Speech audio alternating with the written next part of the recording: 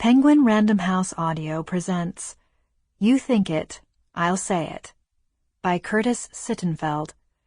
Read for you by Emily Rankin and Mark Deakins. For Susanna Daniel, Emily Miller, and Sheena M.J. Cook, my fellow writers and confidants. The Nominee. The journalist was born in 1964, which is to say she's 17 years younger than I am. She has, starting in 1992, interviewed me several dozen times.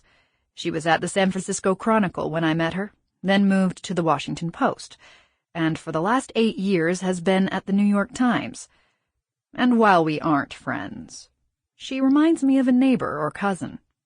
We didn't exactly choose each other, but we are ineluctably part of each other's lives. What I appreciate about her is the blazing, undeniable intelligence that manifests itself in her ability, in our conversations, to recall minutiae from a transportation bill I sponsored in the Senate, or a 1994 speech I gave in Stockholm as First Lady, in her observations, appearing in her articles, of the perfect, colorful detail from a state fair or pancake breakfast that I myself, sitting amidst it, missed, and in her snapping, spontaneous sense of humor. Once, at a signing ceremony for a greenhouse gas emissions law, when the president inadvertently referred to hair pollution instead of air pollution, my eyes landed on the journalists, and I had to look away and bite my tongue. When we spoke after the ceremony, she began by saying, "Like when you spill conditioner in the shower?"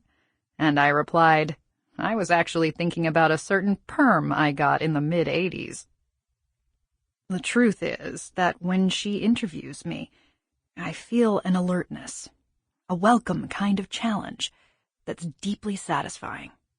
I've sometimes thought that the reason people who aren't particularly bright don't care for people who are is the hunch among the former that the latter speak to one another in code. Which we do, brain to brain, with an explanation-dispensing briskness, a shared understanding of subtext. I would never publicly admit this, least of all to her, but I believe the journalist is worthy of interviewing me in a way many kinder reporters are not. What I care for least about the journalist is the sense of entitlement she demonstrates in small and large ways. Sample complete. Ready to continue?